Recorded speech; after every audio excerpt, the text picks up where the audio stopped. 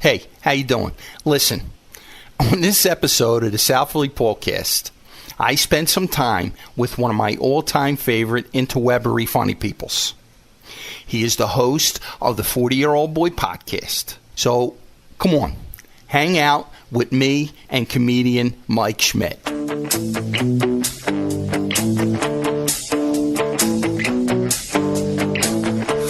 Hello, Mike. Hey, Paul, how are you?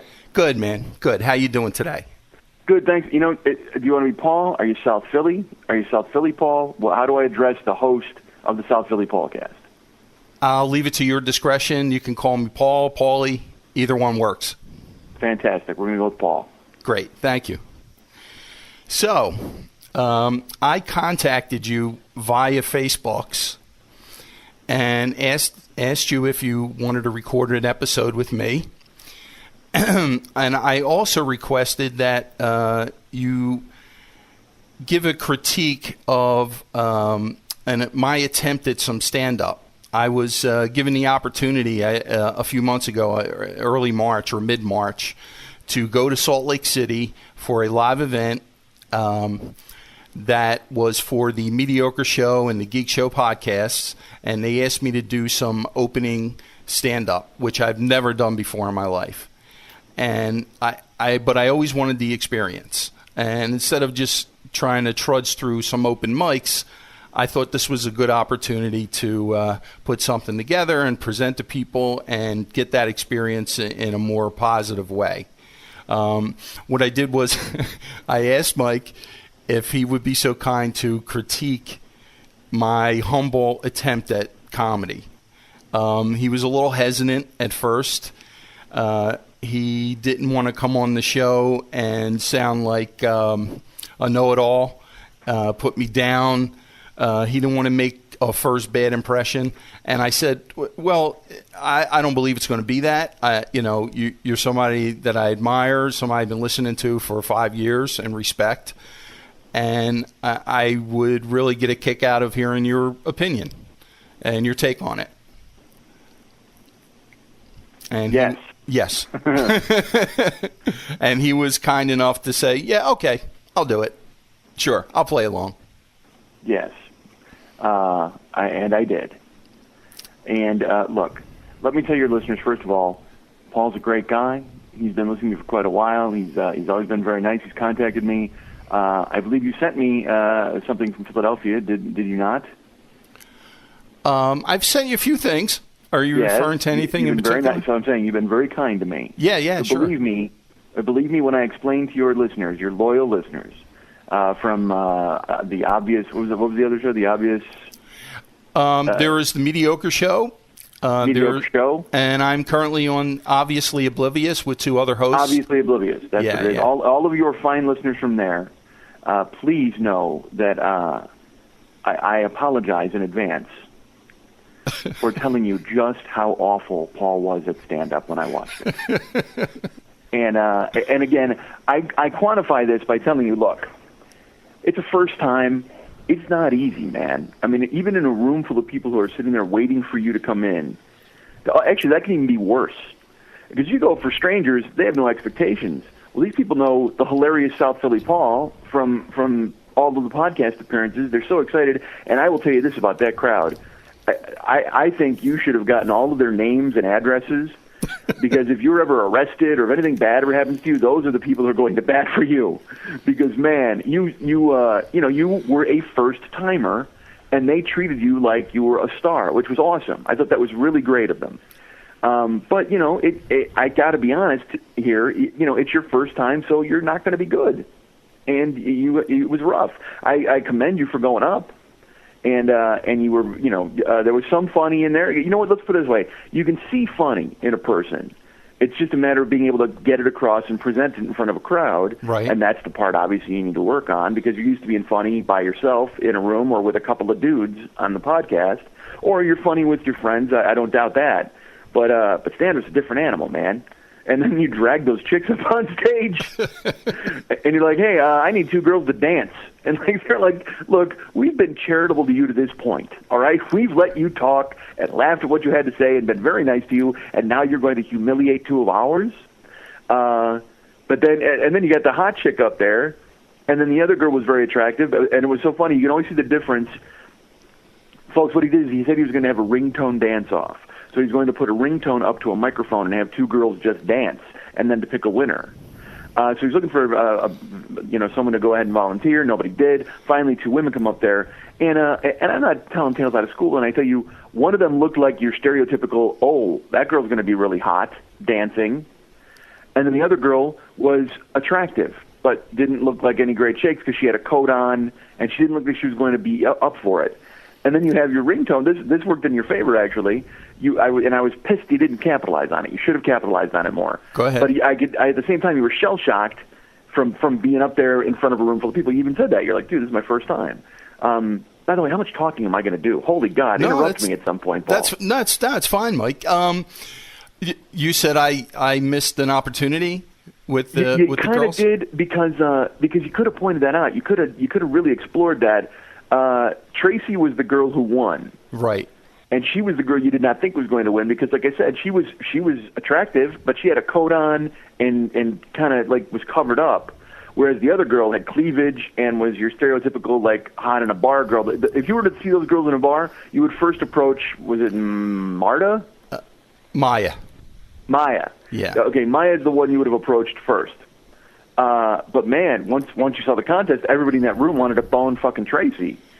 Because she was into it. She had fun with it. She danced. She shook her ass. And you could have. I wanted you to kind of explore that, but you were sort of thrown with the mic and the microphone and the ringtone and trying to get. You immediately did this thing. Here's what you did that I guarantee all comics do at some point when they're starting out. You had an idea that was going to be awesome. There was going to be huge cheers. The girls were going to come up and dance dirty, and you were going to get to make fun of it and have a good time. And then they got up there, and that girl stiffed you. Like she didn't want to say her name, let alone dance. And then that puts you in the spot because then you've got to control the whole thing. Well, and it's more than you bargained for. Yeah, they did stiff me, and I did anticipate the girl stiffing me. I did anticipate her not giving her favorite sexual position, and then her name and her favorite sexual position. And then it led me into, well, look, if you don't give me one, then I got to think of one up in my mind of you. And that gave me the opportunity to, give her a look up and down and give the impression that I thought of something about her. Sure. So I kind of looked ahead for that. Now, as far as the girl grabbing the mic out of my hand, I thought of something funny to say, 2 months later about that? Of course you did. Yeah. Yeah, because you're in a room with, what looked to be at least 50 to 80 people, and you've never been up in front of that many people before where the onus is on you to just be funny. And I'm interested to find out how that felt for you. You say, how long in advance did you know you were going to do that? How long did you know they were going to make you go up and do that? I'm trying to think. I'd say at least a couple of months, just 2 months. Yeah. So, were you excited when you were first asked? Did you sweat it? Did you freak a little bit? Like, how did that feel for you? Yeah, all of the above. Yeah, I was a little hesitant about it. At first, I didn't think it was something that I wanted to do, but I always wanted. But then, in the back of my mind, I wanted to experience that act of going up in front of people and talking and trying to make them laugh. Now, that's interesting to me because you are someone who makes people laugh on your podcast and on other podcasts. I try. So did you see it as a challenge going up by yourself and doing it, or were you like, I got this? I mean, how did that go in your head? Oh, no, not at all. No, I never felt that confident about it because it's like, as you say, it's a different animal. You're in a lot more control at home in front of a microphone than you are in front of the microphone in front of a bunch of people. Right. I mean, I did feel confident up to a certain point in the stuff that I wrote and wanted to perform. I did feel confident enough about it that I thought it would go over. But no, I never thought I was going to kill. I never had. I never had in my mind, I'm going to kill. I'm the next George Carlin. Well, those people were really nice to you. They were very nice.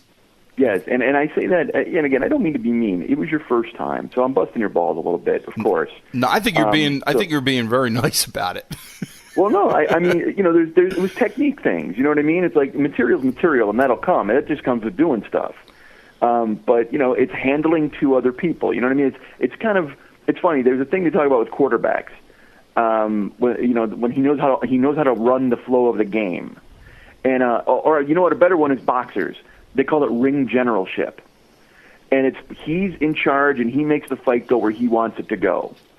Comics learn that over time, and that's what you would learn over time if you were to keep doing it. You would learn, stage. You get chops, I guess is the better way to put it for comedians, right? Because you'd be on stage and you'd know how to handle it when you brought the two girls up, and you'd know how to handle it when the chick pulled the mic out of your hand, and you'd know how to hold the audience's attention if something went crazy bad. And that's what you were lacking a little bit, because again, it's your first time ever, and they were really cool. I'll be honest with you, if you did what you did in a room full of strangers, we'd be having a different conversation, because you still might be in a fetal position, rocking back and forth. Oh yeah, in a regular club, yeah, sure. In a regular comedy club, yeah. People are not kind. People are very rarely are people charitable. I mean, I would go to open mics even when I was waiting to do the open mic. And I would be pained by what I would see, and I would like close my eyes. And it's not even a joke. I would sit in my seat in the back of the room if I wasn't talking to another comic, and I would close my eyes because I didn't want to watch the person go through it. It's different when you're going through it. It's like it's a firefight. You're all of a sudden you're done. And although I'm going to be honest with you, Paul, I was never as bad as you were. But I was hilarious right out of the box. Whether the crowd thought so or not is a different story. I'm sure. You don't want to even feel their pain. Like you just felt embarrassed for them. Yeah, that way. And I was never. That was a good thing. Is I was never embarrassed for you, because you had a modicum of control, and you knew where you wanted to go. There wasn't a lot of so what else is going on? What else did I want to talk to you people about? There were pauses, but when you were pausing, you were kind of gathering yourself, and because they were kind enough to allow you to do those things, and they like you and they have history with you, they were willing to let you do those things. And it's funny, it gets to a larger point. I've been a stand-up for over 20 years, but I just recently started doing my one-man show in theaters. And I'll be coming to Philadelphia at the end of July, actually, July 29th. I know, I can't wait. At the Players Theater, yeah. And it's the same kind of thing where if I go into a comedy club, I have to prove to people that I'm funny. Like it takes a good 5 minutes for people to get into my rhythm and hang with me and find out that I'm going to be funny. But then doing these theaters that I rent myself, and people come, they listen to the podcast, and they come out to the show, those people are willing to let me do what I want, and they're with me because they know my cadence, they know that I'm funny, so they trust me, and they trust that it's going to turn out okay. And that's kind of what you had that night. If you had gone up in a room full of strangers, especially with that many people, I guarantee someone would have heckled. Inevitably, something bad would have happened. They would have been impatient. But in a room full of people who know that South Philly Paul is funny, they were willing to let you get to the funny, and that is a gift. I mean, that was really cool of them, and I thought you handled that, at least. You handled that well. Well, that helped with my confidence. I know it was an audience filled with people that had built a relationship with over, a few years of people listening to me or hearing me through other shows. So I knew that relationship was there. So that kind of gave me a little bit more confidence to go through what I went through. I agree with you that things could have been tighter. I felt that way actually after I got done. I didn't feel like in a euphoric feeling. This was the greatest. I didn't feel that way. But as I watched it a few times after, I was like, it wasn't bad. It was okay. I think it had some entertaining aspects to it. For a first time, dude. For a first time, you got laughs. You got through what you wanted to get through. You never went up where you're like, you never showed nerves. You showed inexperience. And look, I'm not going to lie to you, because again, people who listen to me are going to listen to this and they go, "Whoa, I better check it out." Folks, it's not. He's not going to get booked at the Improv. I mean, it's a starting out set. But for what you wanted to do, although it's again, like I said, it's all technique stuff. I mean, Jesus Christ, you practically had the microphone in your lung You know what I mean? Like when you're talking, because you got the microphone so close to your mouth, your breathing is so heavy sometimes. Yeah. You know, that's all that's again little stuff that you notice. Because again, that's what I'm looking for. You asked me to critique. Well, that jumped out at me right away. I noticed that as well. Yeah, I was a lot of breathing out of my nose like a dragon. Exactly, but very close to the mic. You know what I mean? That's the thing. Is it's like you can breathe out of your fucking eyelids if you want, but as long as the microphone isn't anywhere near it, then you can get away with it. But you know, you didn't pop your peas. I mean, I thought that was okay. You did that fine.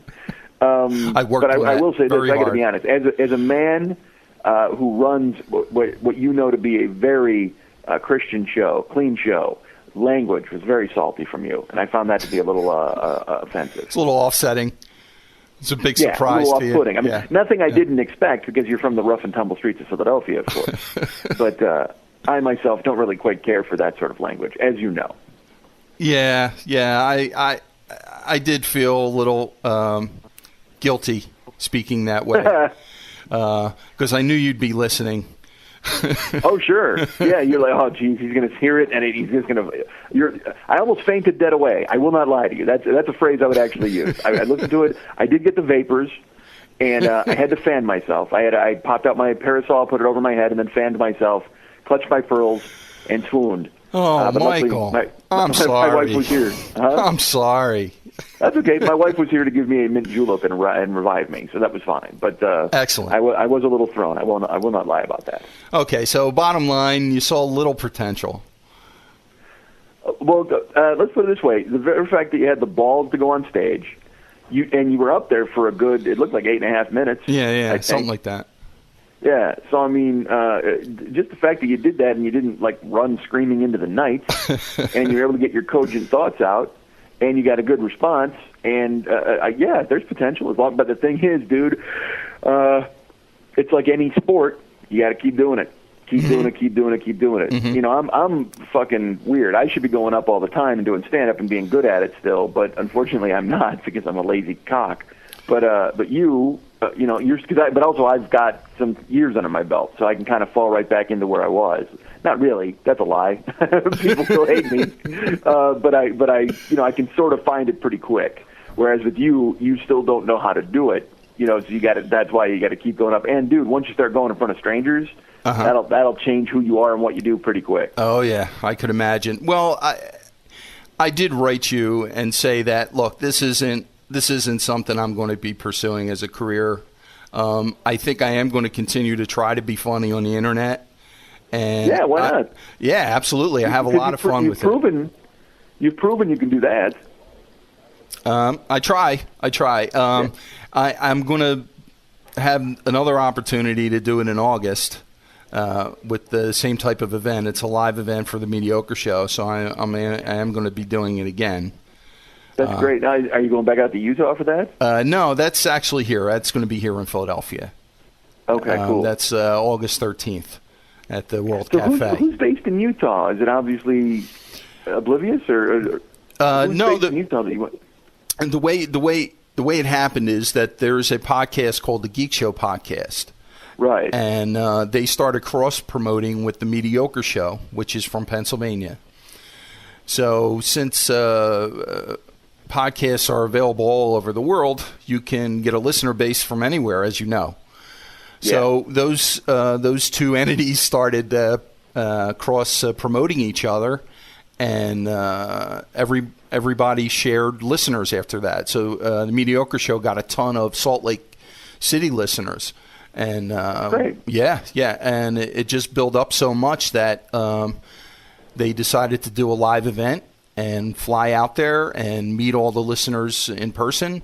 And I'm kind of a byproduct of the Mediocre Show because I started there, by submitting stuff and contributing to the show, and then eventually doing my own podcast. So I got a lot of listeners through the Mediocre Show, and eventually through the Geek Show. Because now let's do a little history lesson here, and let me ask: when did you start contributing to Mediocre Show? 2006. And how long until you decided, you know what, I'm going to do the South Philly Paulcast? February of 2008 was the first one. Okay. So you were contributing for a good 18 months to 2 years. Yeah. Did you get on every week? Did they tell you what to do? Because this is for people maybe who want to freelance stuff or who are thinking about doing things like that. How do they get noticed by a podcast that they want to go ahead and contribute to?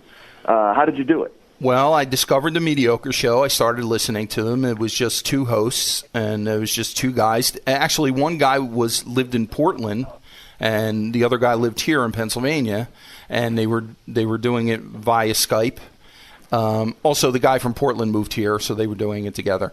And I started listening to them, and they had a voicemail line. So I called in the voicemail line, did a few goofy things on the voicemail. I think the first thing I submitted was for a segment called Trucker Buddy. And it was this trucker that called in, and he was kind of outrageous with his stories and kind of goofy and off the wall. And they wanted to make a segment out of it. So I thought, okay, let me write a little intro song for it, and I submitted that, and so on. I just kept submitting stuff. They would try to come up with bits and segments, and I would just try to complement it with some type of intro song. Great. And eventually Eric would start. Eric tomorrow is one of the hosts. Eric would ask me to make a drop or record a commercial or record some kind of introduction or whatever. He started requesting. Now, when you were stuff. doing this, were you doing it solely to be involved in the Mediocre Show because you loved it? Did you have aspirations to getting on? Did you think to yourself, I'm going to really impress these guys, and then eventually they're going to have me on? Or was it just something you did just because you loved it? All of the above. I had some ambition there. Sure, I wanted to be mentioned, and I wanted people to hear something I created, right, and get some feedback from it, and it just grew from there. Very cool. I was very supportive of them, and vice versa. They're very supportive of me, and relationship grew, and it's we're friends now. Cool. That's great. It's great. I love it. That's awesome. Yeah. I got to say, I'm a big fan of your support system as far as the podcast. Lily's great, and David is so talented, man. Yeah, he's such a talented dude. He's the best. I'm telling you. It's, for those who don't know, I host the show, The 40-Year-Old Boy, and it's just me. I'm the only guy on it. I'm the only guy talking. And my producer, Lily, is there, and she, for some reason, thinks I'm the funniest guy in the world, so she laughs when I'm funny. And sometimes laughs when I don't think I'm funny, but that's fine. As long as she thinks I'm funny and she's into it, it makes me better. And then my buddy David Hernandez does all of the artwork for my show. He designed the logo, and then he came up with a character, and then we decided to do artwork every week starting in I think it was year 2. And so every week he has a watercolor painting that matches that week's show or at least insinuates what the show's going to be about. And now we branched out. He also does all the theme music for my show. He does all the commercials, and he's designed merchandise. I mean, he's unbelievable. Literally, all I do is talk, and Lily and David make it a show. So I mean, I'm real lucky that they want to be involved. Yeah, you're very lucky and very fortunate. It completes the package for the show. I'm really impressed with the. Thanks, man. Yeah, man. I mean, just the whole with everybody, with you, with David, with Lily. I'm very impressed with what you guys produce every week, and I appreciate it. But mainly me, right? Mainly you, Mike. Yes. Okay, absolutely. Good. I hope so. Yes. Without you, you are the beacon that I am drawn to. Yes. Oh, sure. And then they fill in all the colors. Like I'm the stick figure, and then they go ahead and make it an actual piece of artwork. So that's good news. So you are coming to Philadelphia at the end of this month of July, the 29th, yes, sir. Correct?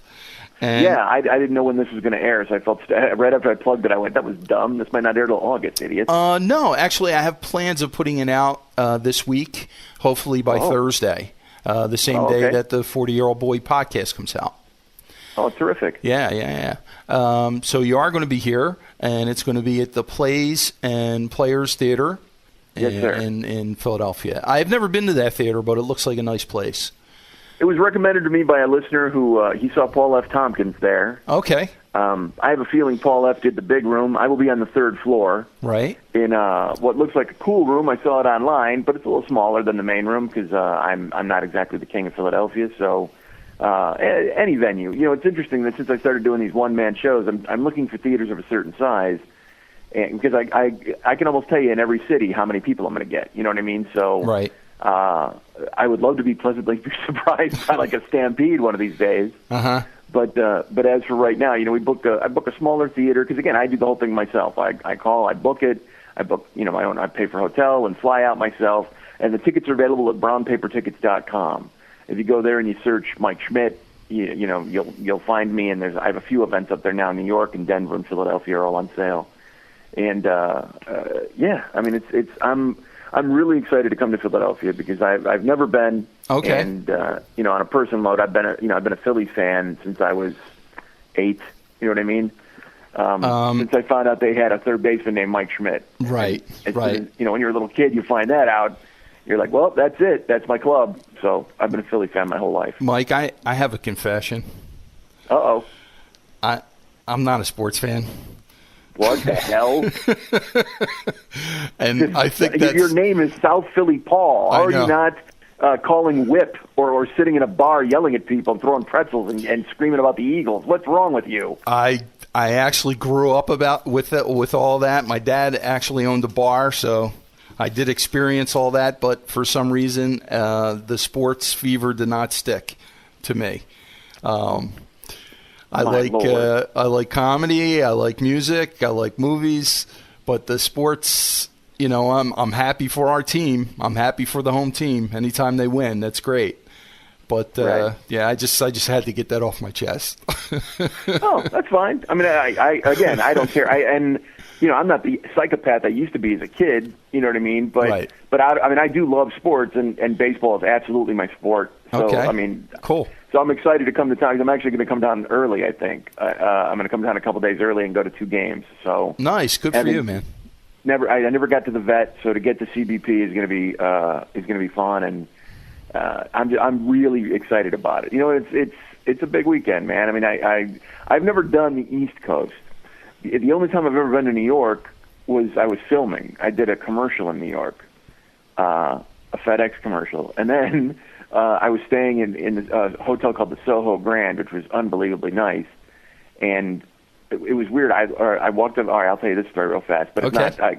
I haven't told it on my show yet. But I was in the Soho Grand, and I was restless and hungry, and I was alone, and so I walked out. It was nighttime, and I walked downstairs. I was looking for food, and their restaurant was closed, but their bar was open. So I was looking, and there was a bunch of cameras, and I couldn't figure out what was going on.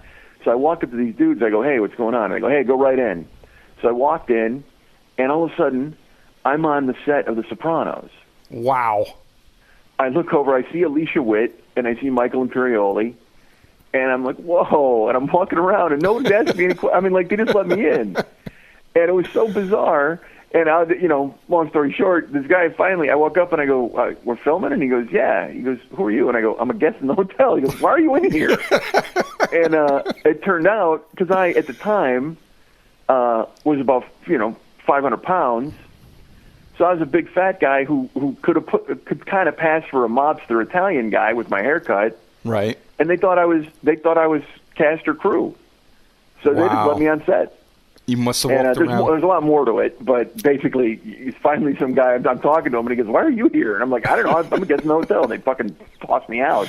Oh, that's awesome. But that was the only time I was in New York. Was I was there for fucking 3 days to film, and it was I loved it. So I've never worked the East Coast as a comic, you know what I mean? About as far east as I got was Ohio. So I'm really excited to go do Philly and by the way, am I supposed to call them Philly? I'm not, right? Yeah, why not? Why wouldn't you? Well, because it's like San Francisco gets all pissed off when you call them Frisco. I thought Philadelphia. Oh no! If you call them Philly and you're not from there, they're like, this guy's a cock. No, I don't feel that way. I've been here all my life. All right, well, good. You're all that matters at this point. Yeah, you're speaking to the ambassador of South Philly. You're the Pope. You're the Pope of Broad Street. Yeah, we have a great comedy club here, the Helium Club. I do know of it. Yeah, it's funny because some of my friends have played there and all that. And I would love to do it, but I'm not. I'm not booking myself into clubs. Like I said, I'm renting theaters and going out and doing Right. a one-man thing. So. Well, I saw Jimmy Pardo here.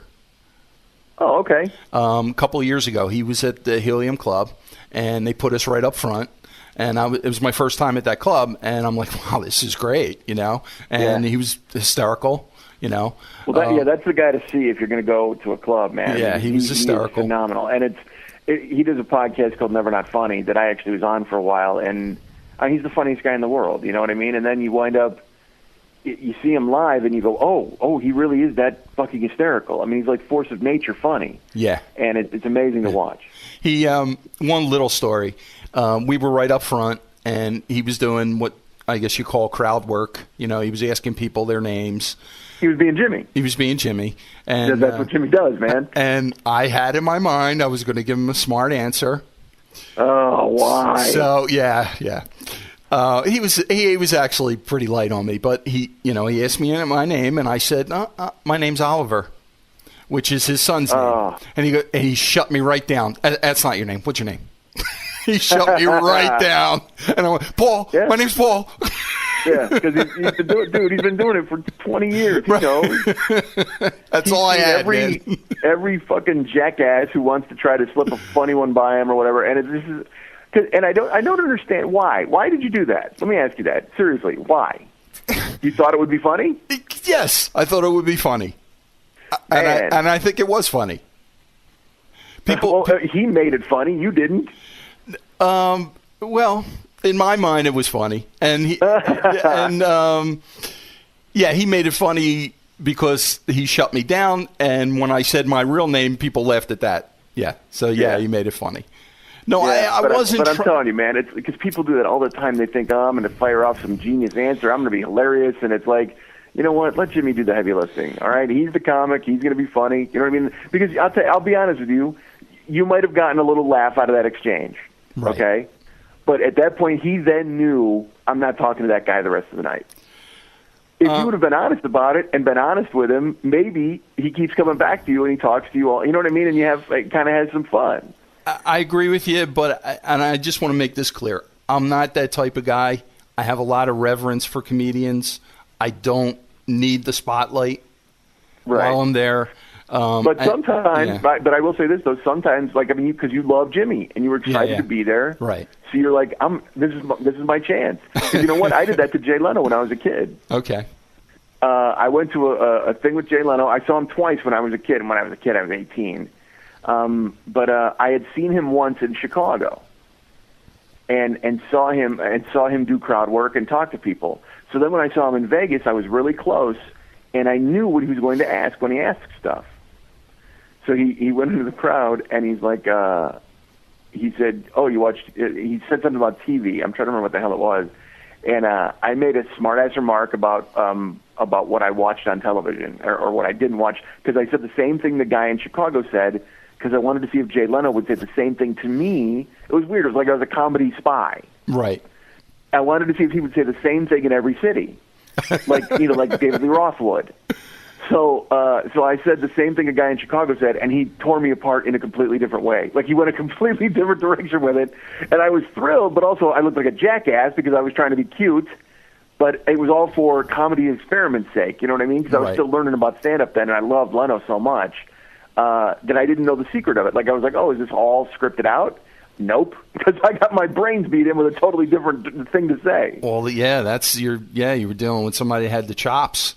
And was the top of his game at that time. And he was the king. Oh, my God. Yeah, Until, now he's what he is. You know what I mean? But when I was a kid, dude, Jay Leno was the fucking king. Well, I remember watching him on Letterman all the time. You know, it was the greatest. Jay's Beef. I remember him coming on. I would wait up. Yeah. I was so excited. I would check the TV guide for the week all through high school and stuff, waiting to see when Leno was going to show up. Mm-hmm. He had a Showtime special. I saw him live. I mean, dude, he was a huge influence on me to do stand-up. And, I mean, it's like... there was obviously Richard Pryor and George Carlin and stuff were the monsters when I was a kid. Right. But Leno was a guy who was constantly on TV, and he was a guy you constantly saw, and so I related more to him and Letterman than I did to Richard Pryor.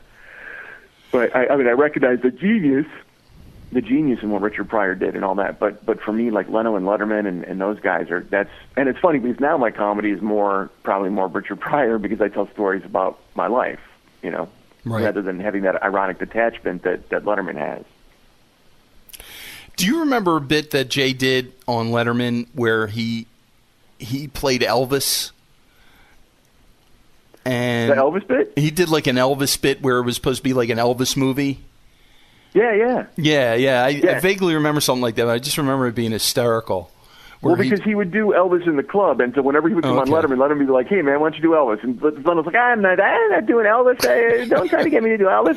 And then Letterman, they would start the music like they'd play Jaws, and then he'd make the face and do the sneer and like bomb the lip up and down, and people would cheer and he'd go, and he'd then make the Leno face. I'm not doing that, but yeah, but he had bits about Elvis too, where it was just about again, it's just like Eddie Murphy has the definitive Elvis movie bit, unfortunately for But he would also do stuff about Elvis winning a race and things like that. So yeah, Leno would always. Yeah, I just remember he had a big Elvis thing. I just remember him imitating a movie where he beat up a guy and then they threw him a guitar and he started singing. I just remember something like that. Oh, dude, hysterical. But, I saw him all the time on Letterman.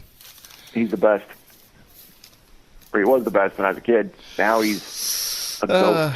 So I hear a lot of criticism about him lately, because I listen to.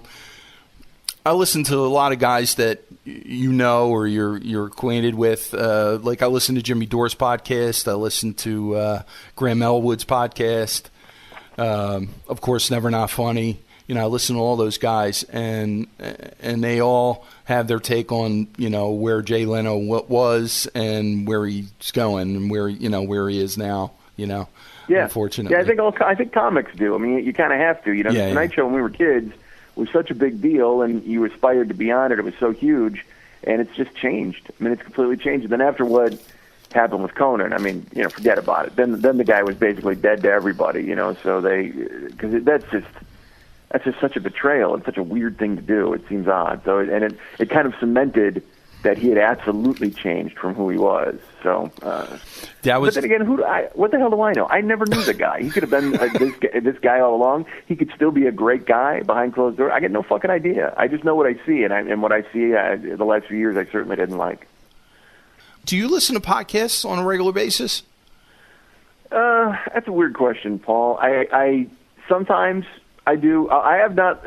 Let's put it this way: I haven't listened to my own show in like 40 episodes. Right. Yeah, I've heard you mention that. I used to. I mean, I used to all the way up until about episode 20 of year 3. I would listen every week, and then in my head, I was just like, well, "What are you doing here? Are you the human centipede? Are you just fucking spitting it out and then digesting it a week later? In my head, I'm like, well, should you stay fresh? Should you not listen to what you said? But the thing is, I always make myself go, don't you want to know what you said so you don't repeat yourself? Because again, it's just me talking, and I talk off the top of my head, so.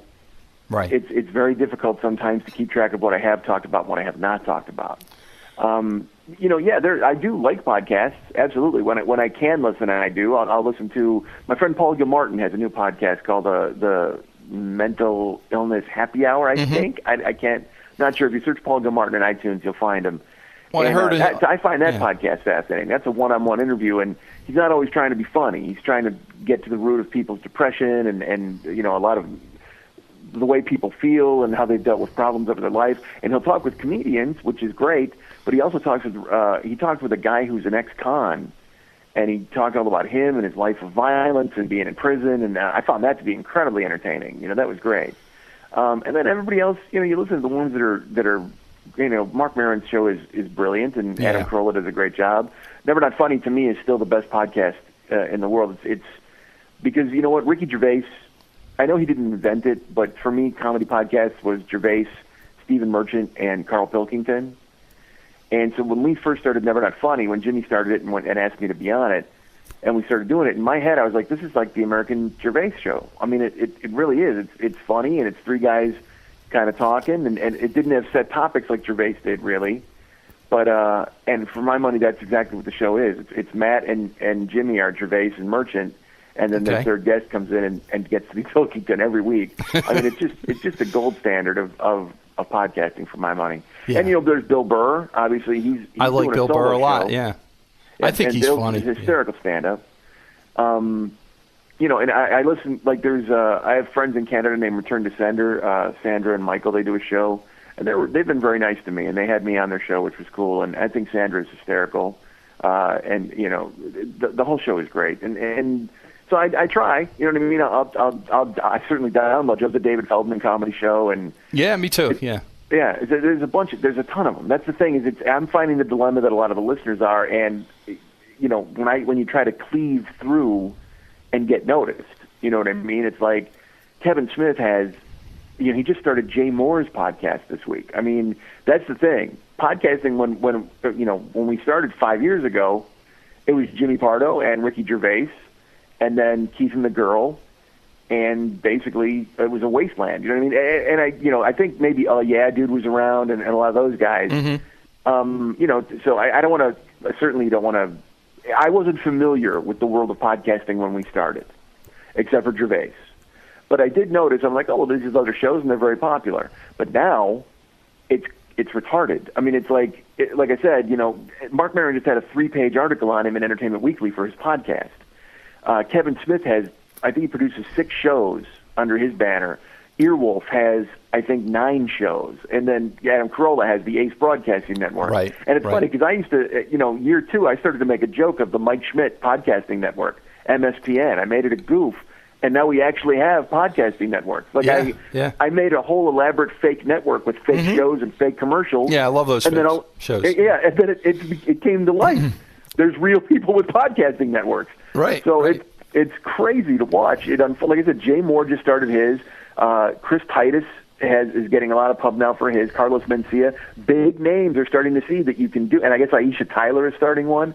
They are big names, and they know that they can do a podcast and not be censored. And it's a great promotional tool. And I think it's a great way to keep in touch. It doesn't have to just be promotional. You can actually make it work for you. I mean, Joe Rogan. Look at Joe Rogan. Joe Rogan doesn't need a promotional tool. You know what I mean? He's on the UFC. He's now going to host a new Fear Factor again. You see him all the time. He's doing stand-up. But man, he takes his show and makes the most of it. They film it on Ustream. They put it out there, and they record it, and you can do what you want. I think that's what appealed to Rogan and guys like that. No executive is coming up to you and going, we got to retake that. You can't do that. You can't say that. You know what I mean? I did a whole show, and I made fun of rape vans in Haiti. I talked about it for like half an hour. Yeah, recent show, right? But making it funny. You know what I mean? And not some in-depth look at the crisis in Haiti. I mean, I can't do that. No. I try to make it as funny as I possibly can. And if I tried that on a real show, are you kidding me? No, I don't. No, I don't think so. Just a couple of weeks ago, I was defending Tracy Morgan and defending his right to say whatever the fuck you wanted, and how you can say retarded, and you can say what you want about gay people, and you're just trying to make jokes. I don't think anything is offensive. I really don't. I think if you choose to be offended, that's on you. I don't think there's anything offensive about comedy and jokes. You can make fun of anything you want. Certainly there's stuff in bad taste. Certainly there's stuff that is less than tactful. And if that's not for you, don't listen. But, if they're just jokes. It's Tracy Morgan, for Christ's sake. I mean, look at the guy. Yeah, I agree. He barely put his pants on. I agree. If you're under the shield of comedy, you should have that freedom. I think so. Yeah. You were recently on Adam Carolla's podcast. I was, yes. And that was I'm going to ask you, was that exciting? I know I heard you talk about it, but you know what? No, actually, you know what I want to ask you about that? Larry Miller was there, right? Yes. Did you get a chance to speak with Larry Miller? Yeah, and in typical fashion, made an idiot out of myself because he was very nice to me. Okay. He was there, and I didn't approach him first. But I was the second guest in what turned out to be an hour and 40-minute show. So they did like an hour with Larry up top, as I sat in the green room fuming that I couldn't be in there being funny with Larry and trying to be as funny as possible. But grateful to be there, certainly. And then afterwards, in between, as we were doing the transition, I told him, I go, look, I just have to tell you, I'm such a fan. I mean, you're a genius. And he's like, oh, well, thank you very much. He goes, you're a comedian? And I said, yeah. And he goes, oh, then we're brothers. We're brothers in this. Anyone who's gone up on a stage knows where I'm coming from. And I go, yeah, but come on, you're you. I go, strip club, lions watching elk and walking out into the sunlight, dude. Amazing. Like I'm reporting his bits back to him. Right. And he was very nice. Again, he was unflappable. And he's just like, no. He goes, we are brothers. Absolutely. I consider you a brother, and certainly a brother in stand-up. And I hope you come in here and you're as funny as you can be. And I said, I will be, absolutely. And then he, moved on because he's used to people probably pigeonholing him and telling him or buttonholing him, I should say, and telling him he's a genius. So yeah, I listen to his show and I enjoy him a lot, and I do get that from him as well. That because he just seems so sincere. Oh man! As far as loving comedy and loving other comedians, and just it's like could not have been more gracious or friendly to me. And granted, it was only like a 5-minute interaction, maybe even a 2-minute interaction with but me talking for 1 minute and 50 seconds. Right. But he was so friendly and nice, and he could not have been better. It was great. Cool. Yeah, it was good, and the show was exciting to do. I mean, there was a guy named Gio who's a super fan of Adam Carolla. He actually, I've been on his podcast, the Get It On podcast, and he was nice enough to have me. He discovered my show via Old Never Not Funnies, and then he immediately started consuming the show. Like, he immediately bought year 1 and year 2 of my show, and wrote me and told me he was a fan, and then he started to plot like my career for me and telling me he could do this, and he fought hard for me for like 5 months to get me on Carolla. Yeah. I never did a thing. I never contacted them or anything. He was the one who did. He was the driving force. They would send me emails, and I would write back and say, "Hey, I'm excited and ready and available whenever you need me." And then a month would go by, and then he would write me, and I'd say, "Gio, I contacted them. They kind of left me in a lurch." And I go, "I'm not worried about it." And he's like, "Dude, I'll take care of it." And he would work hard, and he worked very hard behind the scenes to get me on. So the only reason I got on that show was because of Gio. I'm not saying I didn't deserve to be there. Not saying that I wasn't funny. Right, enough to be on. You do deserve, and you were. Knows who you are. It's tough. I'll tell you, listenership, man, they are loyal, and I just experienced this from my listeners and from the listeners of the Mediocre Show. They call them the Nation, the Mediocre Nation, and they're very supportive of each other and of the shows. And it's not overwhelming, but it's comforting. It's certainly humbling. Yeah, it's humbling. Yeah, and not overwhelming, but you're constantly kind of astonished that they're doing it. You're like, really? Especially if you're like me, where you have so much self-doubt. You know what I mean? Because I go back and forth between thinking I'm a fucking genius, and then also wondering why anybody in the world would want to hear what I have to say. It's so ridiculous. But which is, I will tell you, that's a real detriment for a guy who speaks for a living. If you're like, man, I can't believe you people paid to see me. Well, dude, the more you tell people that, the more they're going to go, yeah, maybe we shouldn't have paid to see you, idiot. So you just got to own it and realize, hey, man, you're you, and be funny. But yeah, I feel the same way, man. For my listeners, like I said, they got me on Carolla. Gio did. He worked hard. My listeners got me on Mark Maron. Mm-hmm. They wrote him over and over, and this was in the early part of the show, when he was kind of feeling his way, and it was after the Mencia stuff, so he had kind of made a benchmark, and he was real popular, and especially with comedians.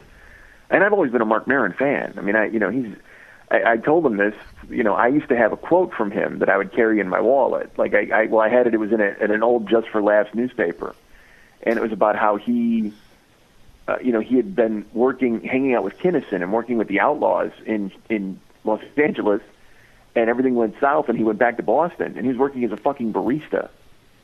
And he said he would just have this inner rage, because like people would be like, "Hey, can I get a fork?" And he'd be like, "Hey, I used to hang out with fucking Kinnison."